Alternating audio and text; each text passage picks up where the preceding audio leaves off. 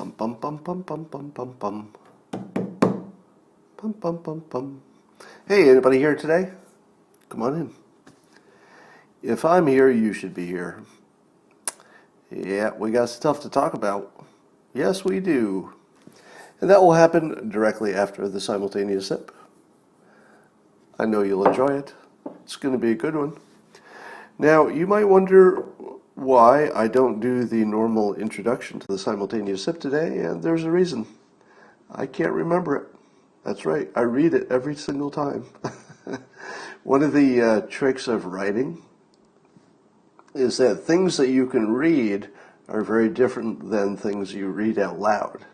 So if you're going to write something for the purpose of reading it out loud, if you're going to be reading it, that's fine. But something you were going to memorize and say, you might write it differently. But we're going to enjoy the simultaneous sip right now. Do you have a cup, a mug? It's the dopamine hit of the day, the thing that makes everything better. And you're getting ready for it. Now, go.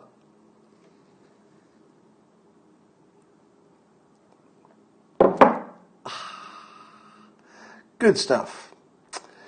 So, last night I was getting ready to go to sleep. I was winding down, I was in bed, and I thought to myself, I'll check Twitter one more time. Here's what you should never do if you're trying to wind down and go to sleep. Don't ever check Twitter right before you go to sleep. It's a very bad sleep strategy. And so I open up Twitter and I see somebody's making a comment that's referring to the president retweeting me, which he did the day before yesterday. And I thought, oh, they're still talking about this. This was the day before yesterday. But then I looked at the comment and I thought, well, this doesn't seem like it's about that one. So I click on it and he had retweeted me again. So it was the second retweet in 2 days. And I'm thinking, well, aren't I pretty special? And then I saw another one. And I thought, are you kidding me? He retweeted me 3 times in 2 days? But it wasn't true. It was not true that I got retweeted 3 times in 2 days by the president. Because it was 4. Yeah, he tweeted me 4 times in the last, 48 hours. We'll talk about those. And I got to tell you, it's the weirdest experience to get retweeted by the president because it's simultaneously big and small at the same time. So the big part is that he's the most important politician on the planet. And even if it were not just the job of the president, he's also the biggest personality and the biggest job. I mean, it's Trump, right? And so when he tweets about you and he referred to me as interesting guy, I'm not sure if that's my forever name yet.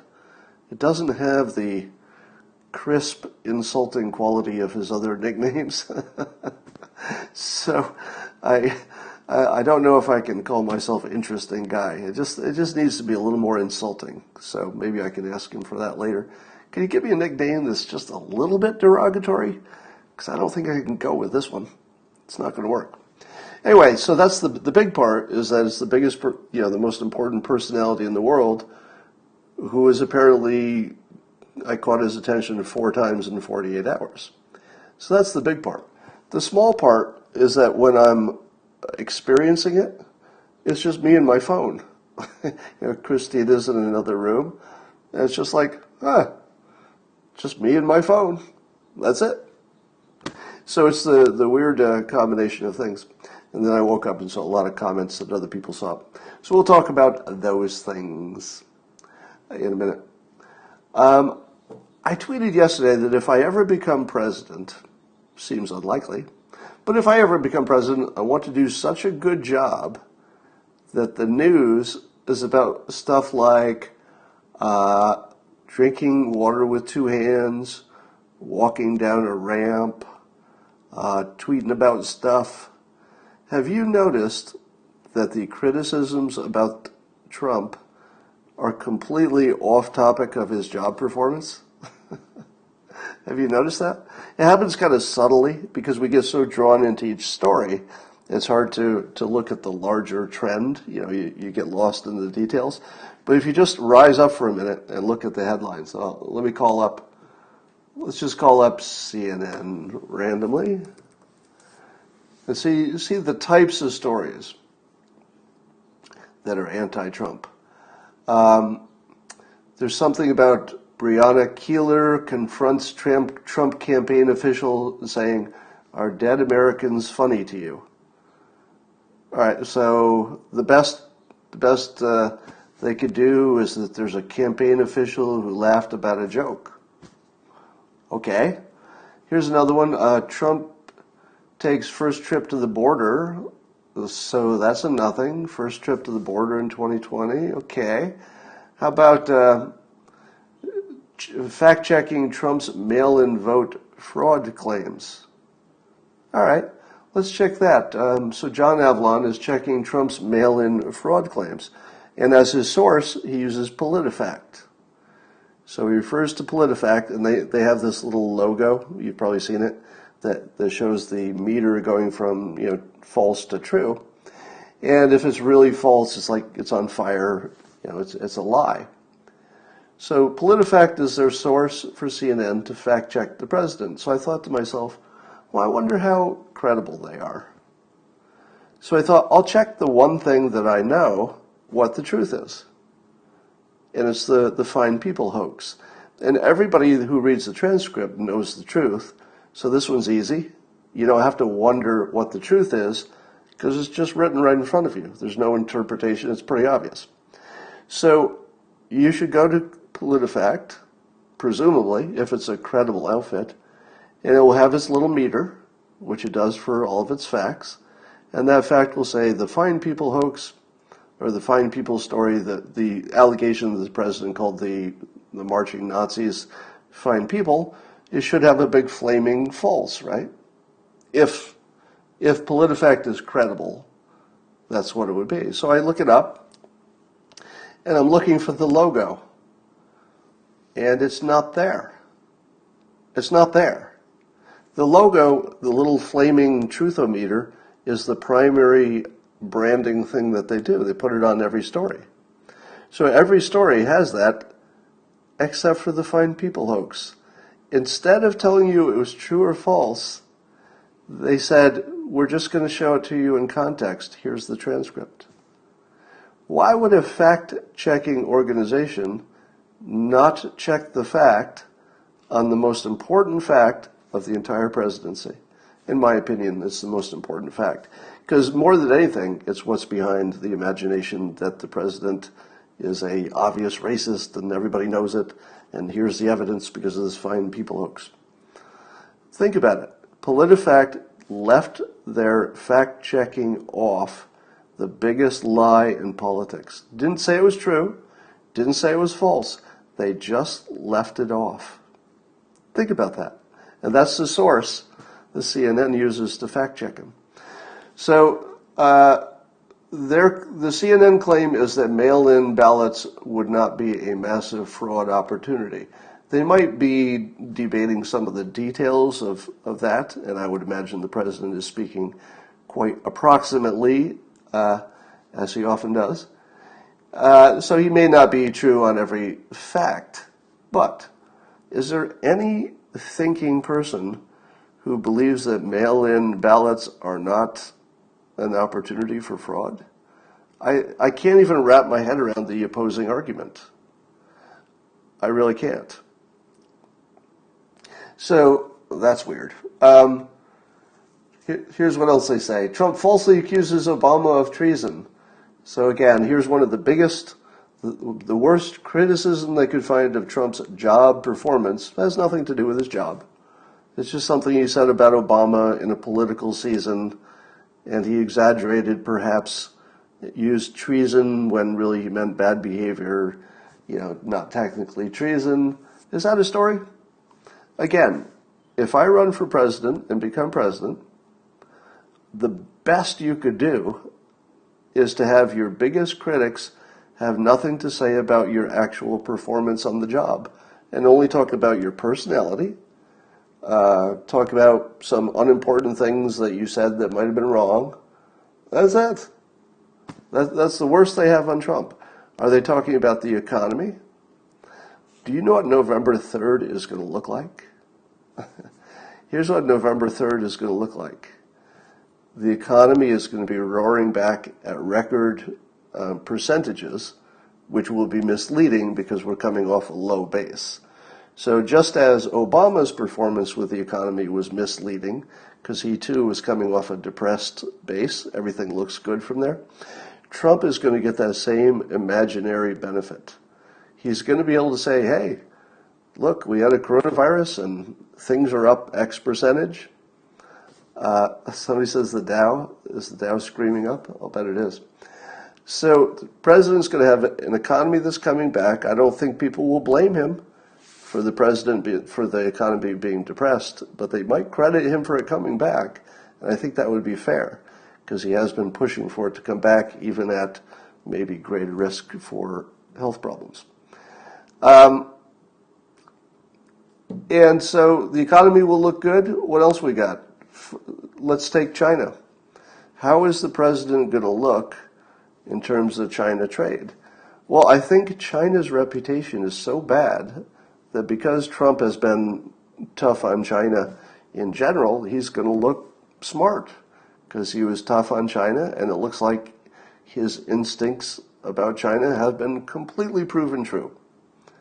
So what about ISIS? ISIS is gone. ISIS is completely gone. Do you remember ISIS? Wasn't there a time you were worried that ISIS was going to conquer the world? It's gone, basically. I mean, at least territorially. It'll never be gone as an idea, I suppose. So you can kind of go down the line. If you take whatever you think are the top 5 things, right? Take the top 5 issues. He looks pretty good. There was a Rasmussen poll that said that something like 24% of black likely voters, so it's not the entire population, it's just the likely voters who are also black Americans, strongly approve of the president's job approval. Do you believe that? So this is Rasmussen. Now Rasmussen, I think, was the most accurate poll of the major polls, the most accurate in 2016, and they're saying that about a quarter of black likely voters approve or strongly approve of the president's performance. Do you think that's true? I think it is, actually.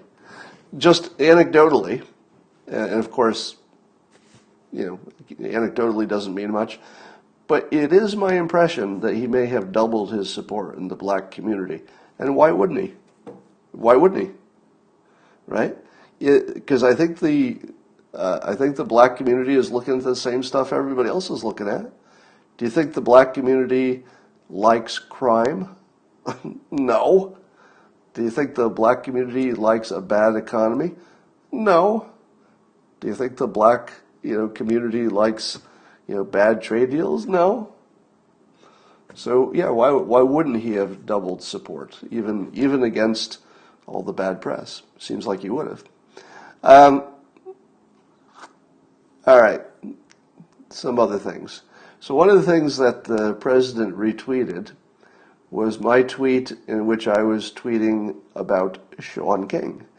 Now, you all know Shaun King. He's an activist, one of the most famous ones, and he's a black. Would you say he's a black activist, or he's an activist for black issues?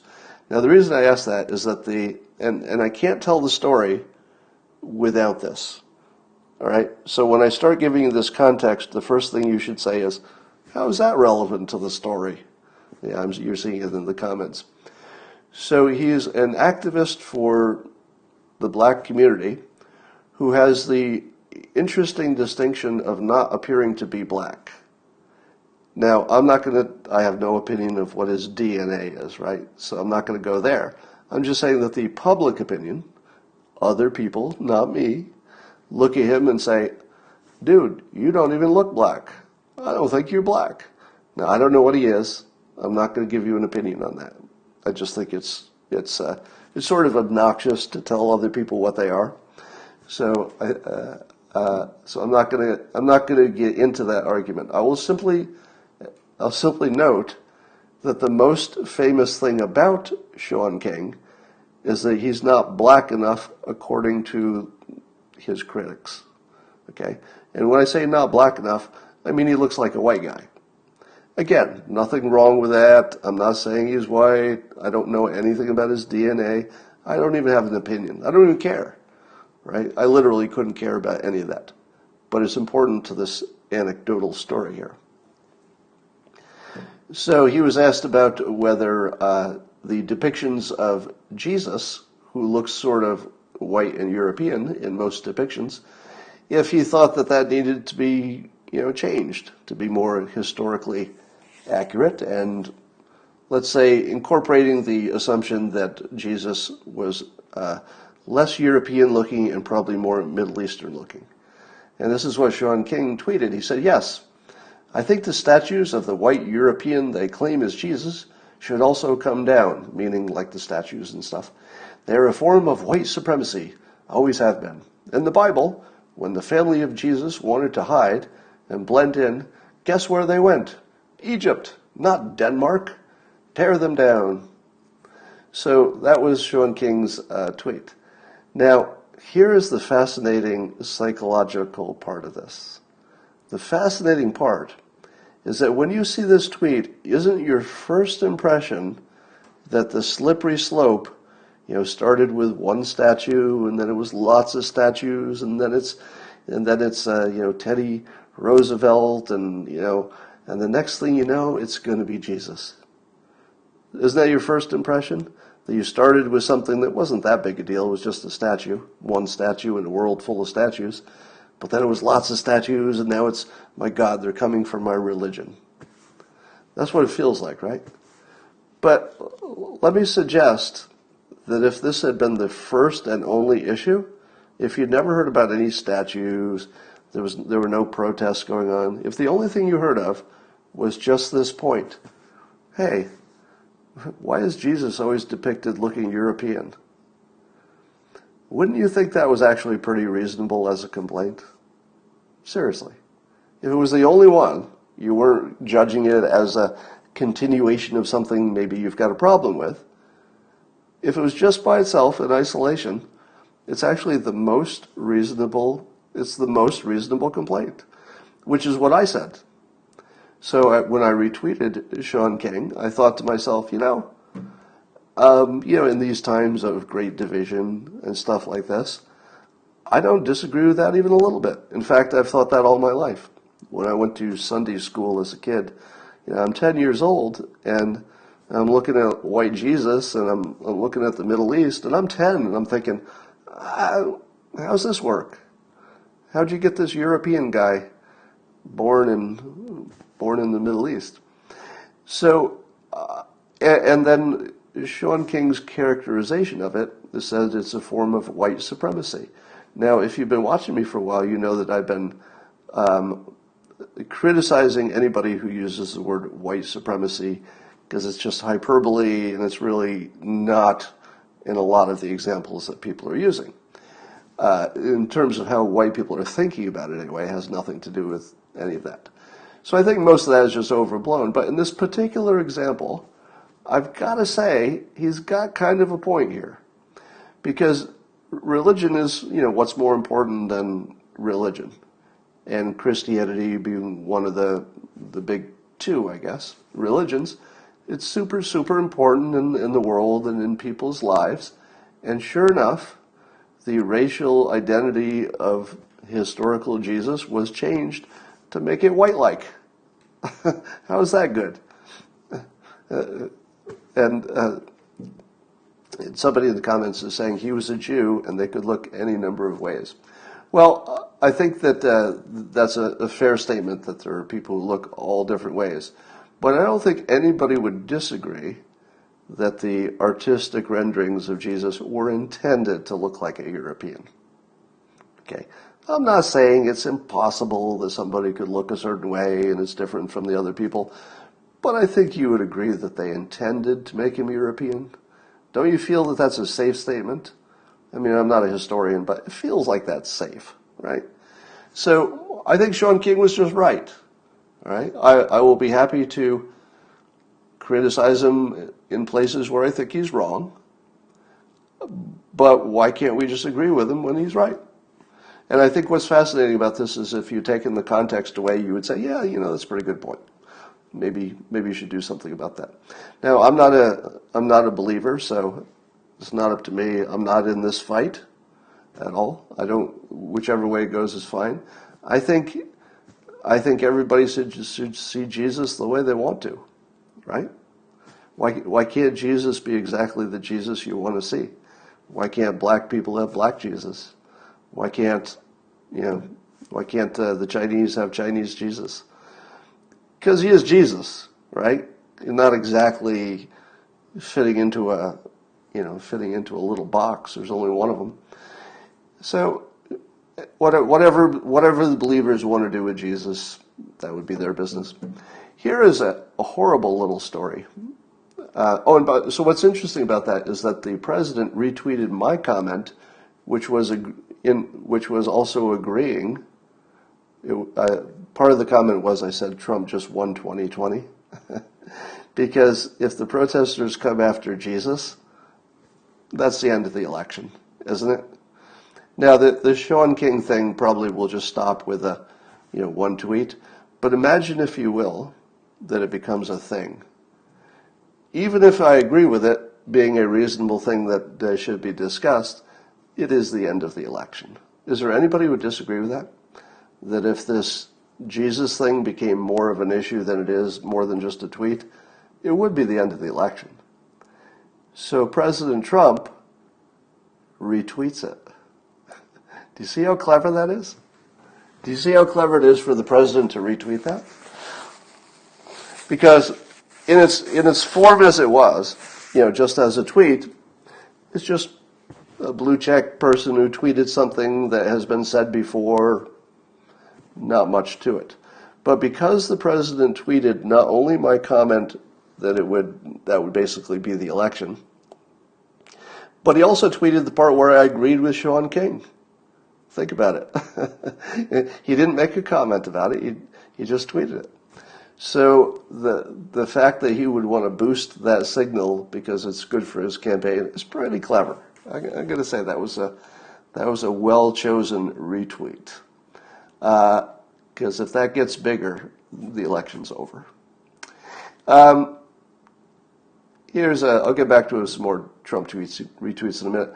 There was an appalling story about something the New York Times did that is one of the most despicable things you'll ever see in any entity, especially a news business.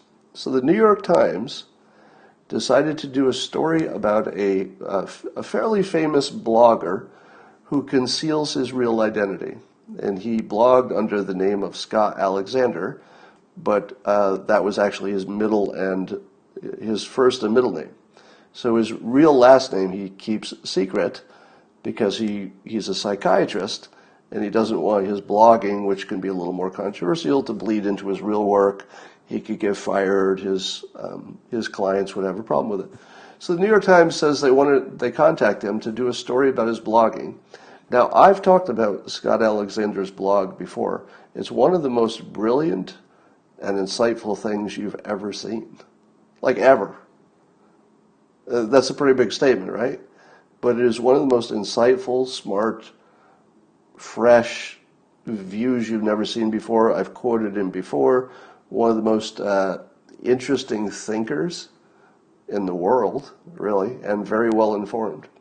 And the New York Times, of course, wants to do a story about it because he's so influential and so good at it. But they decided they were going to dox him.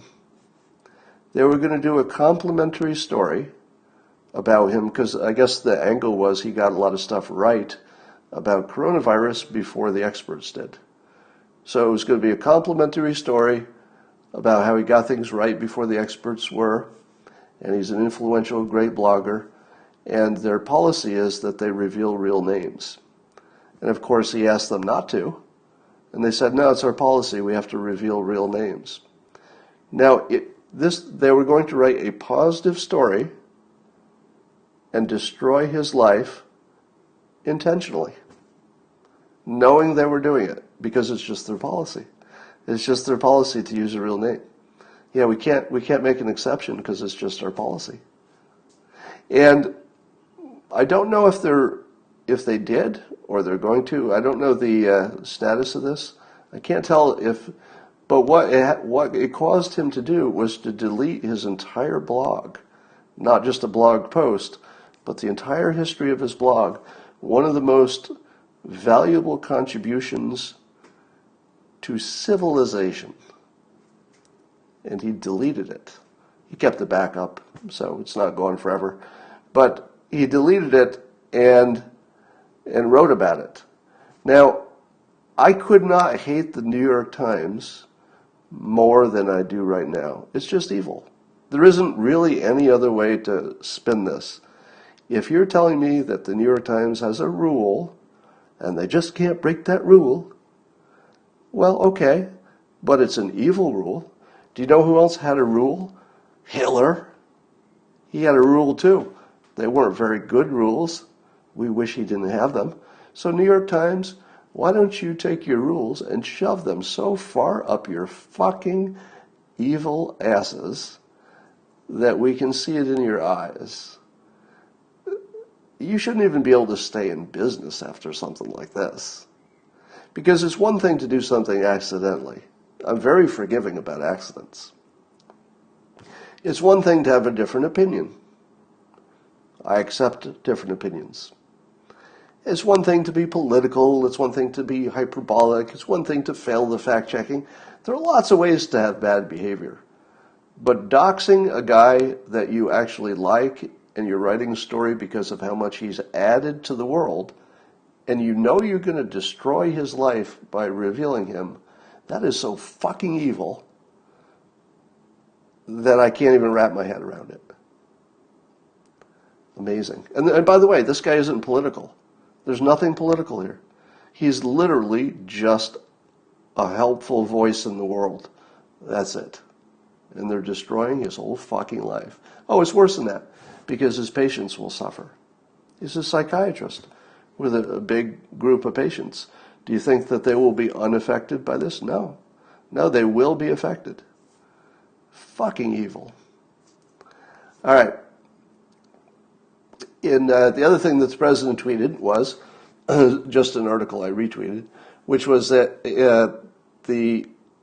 supposedly the only pollster to show Trump winning the state of Michigan, so in other words, he has that distinction for accuracy in 2016, basically has a projection that's completely different than the major polls. So the major polls are showing Biden winning by very large margins. And the guy who was the most accurate pollster on a state basis, at least for some of the key states, says that his polling, using a little different methodology, which has been more accurate in the past, shows it's neck and neck. It's neck and neck. And he suggests that there might be more shy Trump supporters than 2016. That's right. It's neck and neck, and there might be twice as many shy supporters who are not admitting who they're going to vote for than 2016. So the president retweeted that because that obviously is good for him. So let's see. Trump put a temporary hold on workers' visas from foreign countries. This is a topic I don't know a lot about, but I also don't understand why the tech workers are being treated differently than other kinds of workers. I could see wanting to keep employment good in this country if there were types of jobs that Americans could do and wanted to do. But in the tech world, bringing people in from other countries, let's say India. If you bring in an engineer from India, does that subtract from America or add to India or add to America? Well, have you ever met any technical people from India? They're really good. I'm not saying that, as a general statement that every person from India is a technical expert. I'm saying that I've met a lot of technical experts who were born in India, and they're really good. They've started companies, some of the biggest companies in the country. Or at least people who were born in India started the biggest countries, not necessarily just worker visa people. But my understanding of economics is that the more people who have that kind of skill, the better. The more, the better. Because there's an unlimited demand. There's no limit to the number of people who have money and would like to do a startup of some kind, and the main thing that's preventing them from doing that startup is that they can't find a technical person to do the technical stuff. It's the number one problem.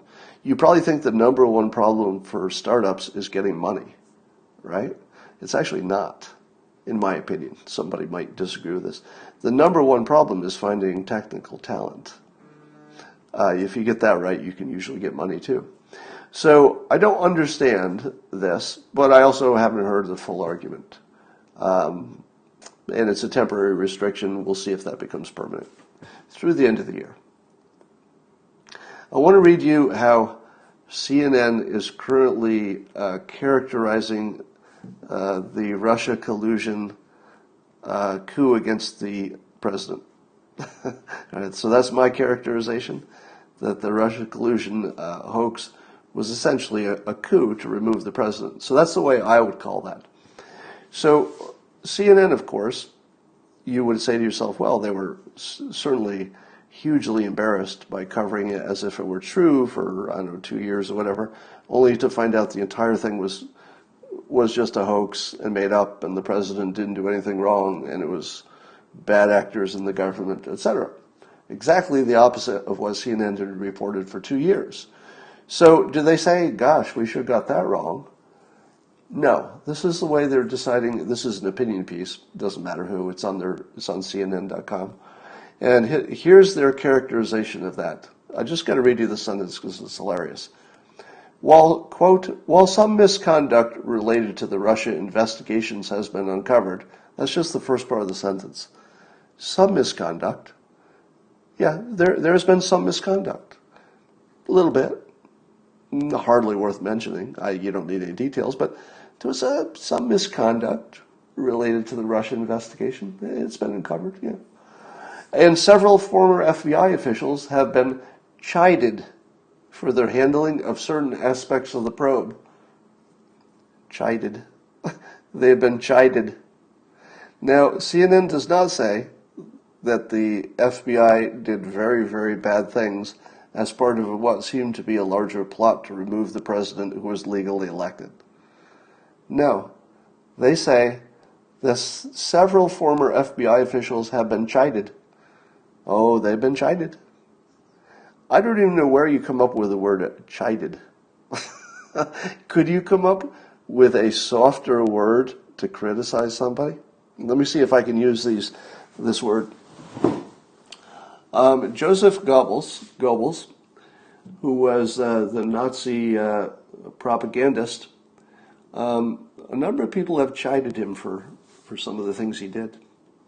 Yeah, Joseph Goebbels, he was chided. Got chided a little bit. How about Ho Chi Minh?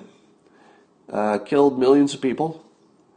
That's one way to say it. I mean, if you were being unkind, you'd say, oh yeah, he murdered millions of people. But if you were CNN, you might say, Ho Chi Minh has been chided for some of the things he did in office while he was in power. All right.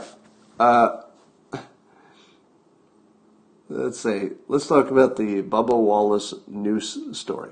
So the news, if you could call it that, is that a rare NASCAR driver who's African American, apparently there are not many of them, but Bubba Wallace claims that there was a noose hanging in the garage that, the part of the garage where his car was, I guess. And that was considered a racist act, and the NASCAR people got behind him and really supported him, which was good. Now, I said to myself on day one, how many of you remember, can you back me up on this? Because A big part of what I do is I make predictions based on persuasion, and then I check them, right? Have I told you that you have to check your predictions, because otherwise you have no idea. You have no idea how well you understand the world. You don't know how your filter on the world works unless you make predictions and then check how you did. What was the first thing I said when I heard about the Bubba Wallace news story? In the comments, what was the first thing I said? Where's the picture? Right? I told you that if there's no picture, it's a hoax. We live in a world where we're bristling with camera equipment. Every single person, every one of you, has a camera within arm's reach, probably your phone, right? Are you telling me that people saw a frickin' hoax? That they saw a noose hanging in a garage of a black NASCAR driver and nobody took out a phone? Really? Nobody took out a phone? So let me ask you this. Who else told you at the beginning of the story that if you haven't seen the photo already, it's probably fake? Now, I have to say probably, because if this turns out to be a real story, let me be the first to say it's appalling. You know, it's a 10 out of 10. It's like a cross burning on your lawn. We all condemn it. There's no hesitation, no equivocation. Horrible, horrible act, if it's true. But without a photo? So 2 out of 3 race stories like this turn out to be false, according to the Wall Street Journal. Actually, 2 out of 3. It was researched. So the odds are that any of these stories have a 67% chance of being false. If you don't know for sure, and you can't check it out yourself, that's the filter you should put on it. Well, it'd be terrible if it's true, but there's a 1 in 3 chance it's true. So there's been, some of you are saying in the comments already, some people looked into it, and it turns out that there are photos and even live video, which is much harder to fake. It's possible, but you could do it, but it's harder. There's video of that same garage with a pull rope for the garage door. So a rope hangs down, and you grab it, and you pull it to raise and lower the garage. I have exactly that in a utility garage, where I have a rope that I pull. Do you know what makes it easier to pull that rope? Just take a guess. What would make it a little easier to grab the rope? Yeah, you put a little loop on the end. And there are actually videos from November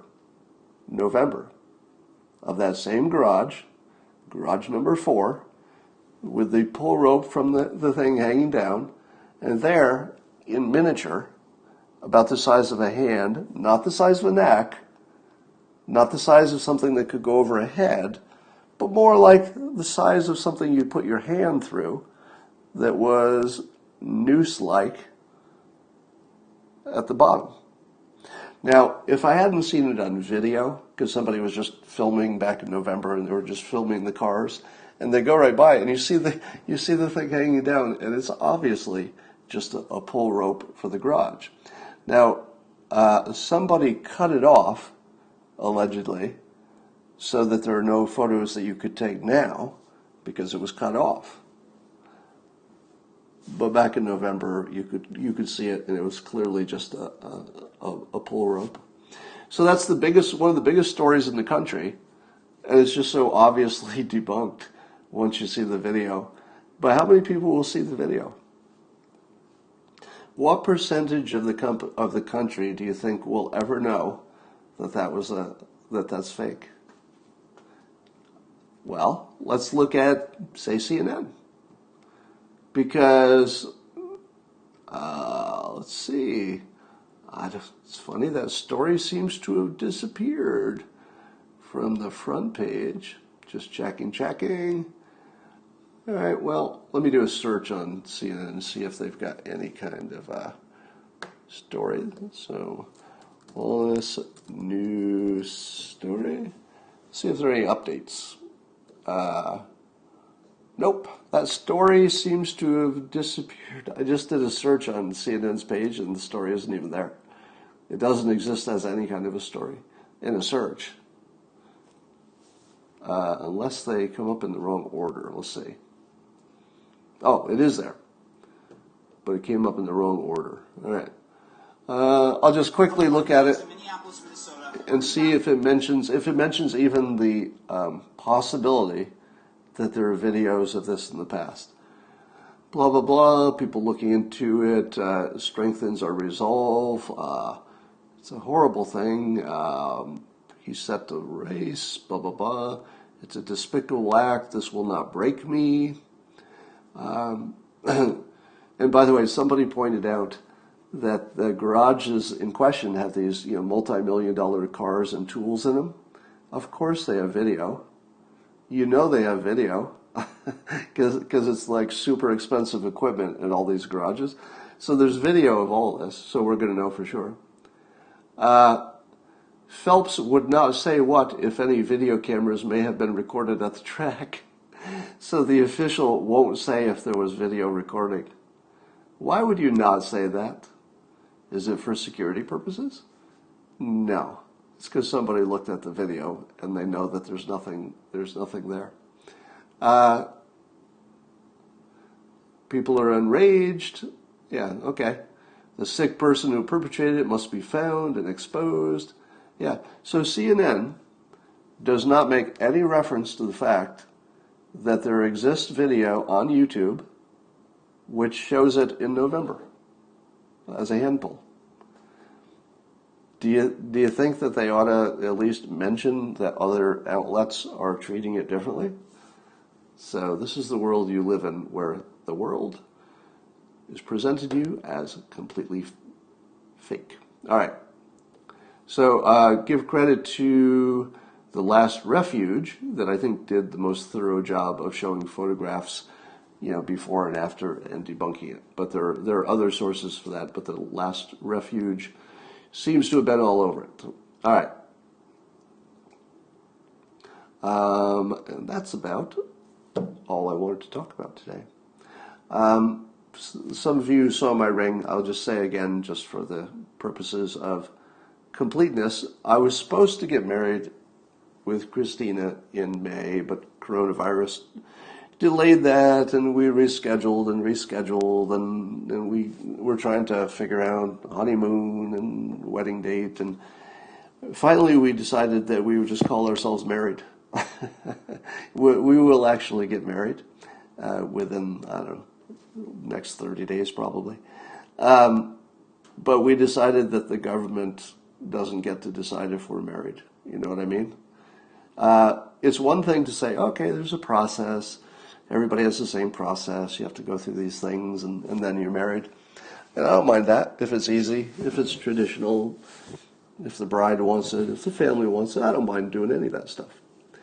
But if the government is preventing me from getting married because, there's a coronavirus and it's just harder.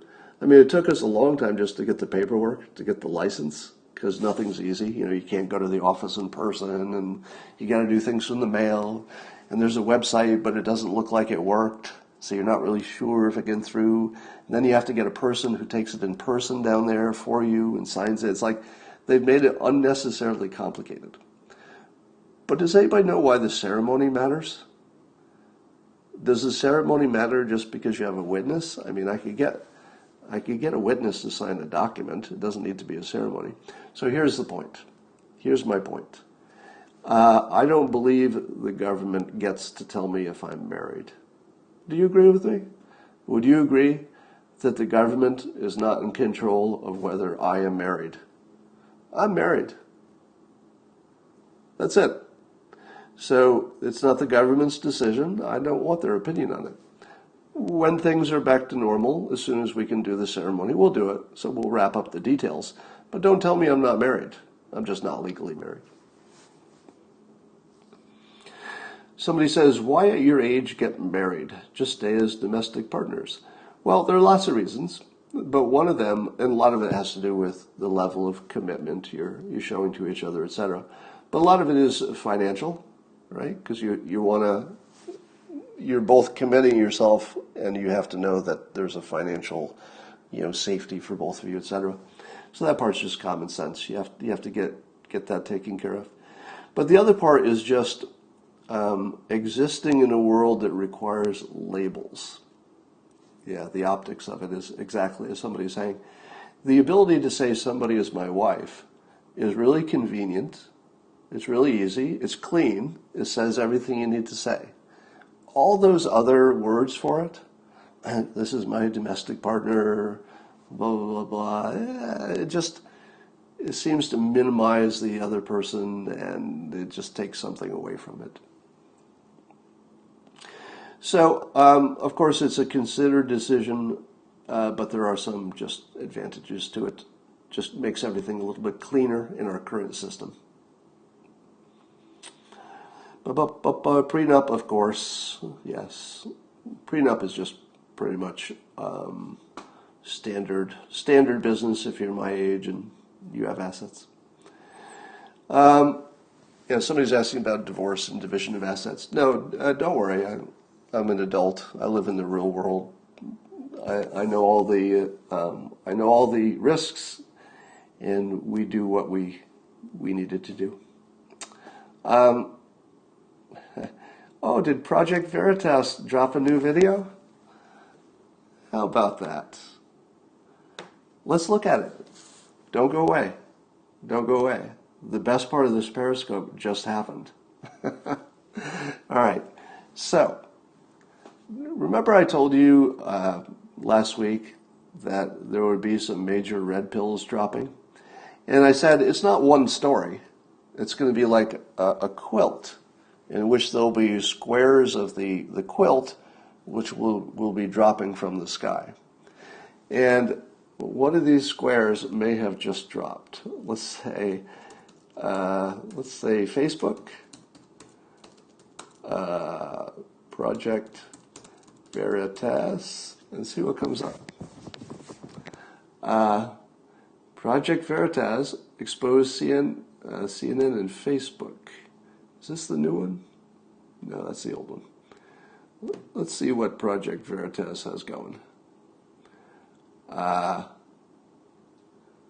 Project Veritas. All right, why is this not coming up? All right, looks like this is the new one. Damn it. All right, we'll talk about this tomorrow. But give me a chance to look it up. 6:23, here it is. Daily Caller has it.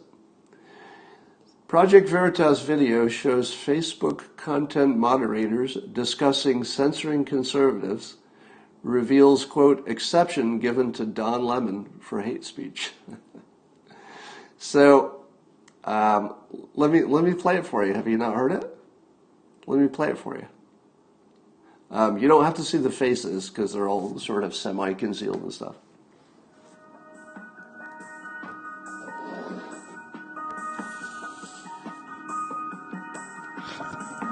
Let me know if you can't hear it.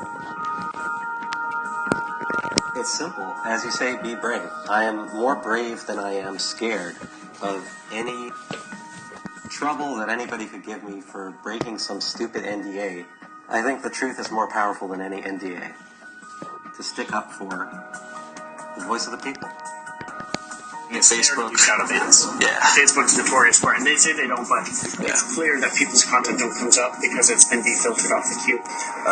It's a very progressive company who's very anti-MAGA. If you see a conservative post, you just get rid of it. Right. I don't give a I'll delete it. You don't treat it at all. Zach McElroy came to Project Veritas because of what he saw at his job at Facebook in Tampa, Florida. He saw and filmed evidence of structural and cultural bias inside Facebook discriminating against Republicans and conservatives. McElroy's story raises serious doubts about the under-oath testimony of Facebook CEO Mark Zuckerberg to Congress, where he claimed Facebook has no political bias. What percentage of the flagged posts in the civic harassment queue, as it's called, were Republican conservative? I saw a stark contrast between Republicans versus Democrats in that queue. I saw upwards of 75 to 80% of the posts in that queue were from Republican pages, politicians, journalists, and pages that supported the president or supported conservatives. What does that tell you about Facebook/Cognizant's algorithm here? Well, certainly the algorithm is not human, but it had to be made by a human. So for 75 to 80% of the posts to be targeting Republicans and conservatives, you can say it was a bot, but somebody had to design that algorithm. So really, somebody at Facebook. Some people on Capitol Hill have expressed interest in this ratio that you speak of. Are you willing to potentially testify under oath that 3/4 of the posts that you saw flagged were in one political direction? To the best of my knowledge and ability, yes. To me, censorship online is one of the biggest issues facing us in the lead up to the 2020 election. Well, insofar as I was not somebody who was working behind the scenes on policy, but rather as someone who was enforcing policy, I saw everybody around me, and I saw myself, and I did a little bit of comparing, and I thought, there really are not very many conservatives here. And because there are not very many conservatives, I really don't think there are very many people sticking up for the voice of conservatives at a company that handles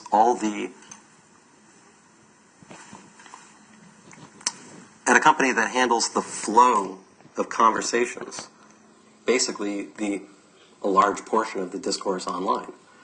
And we are essentially in charge of what gets said and what gets stifled. You mentioned the election, and can talk a little bit more about your concerns as it pertains to Facebook meddling or being involved in the 2020 election. Well, we know publicly, and as someone even before I started working there, we've seen plenty of statements from Mark Zuckerberg publicly about how they don't want to meddle in the election. They want to give everybody a free, a platform for everybody to speak freely. But we know that privately they have very different opinions, and we've seen that with the previous Facebook story that you guys published. And I had no doubt that what he said publicly is not what he means to do privately.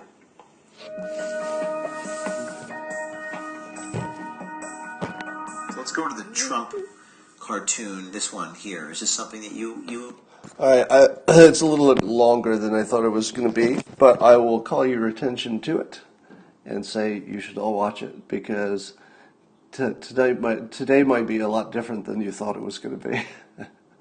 So I think you're going to find out a lot in this video. I haven't seen it all, but it's going to be a fun day.